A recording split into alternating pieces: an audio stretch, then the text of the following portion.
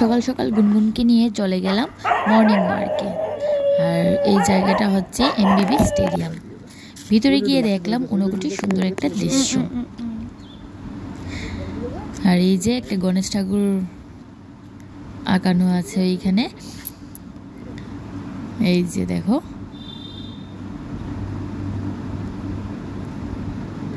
তারপর চলে গেলাম পিছনের দিকে মাঠে। ওইখানে গিয়ে বেশিক্ষণ দাঁড়ায়নি।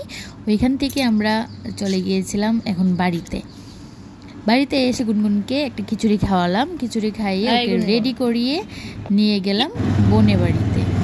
আর ও রাস্তা দিয়ে যাওয়ার সময় যাকে দেখছে ওকে টাটা করছে হাত নাড়িয়ে।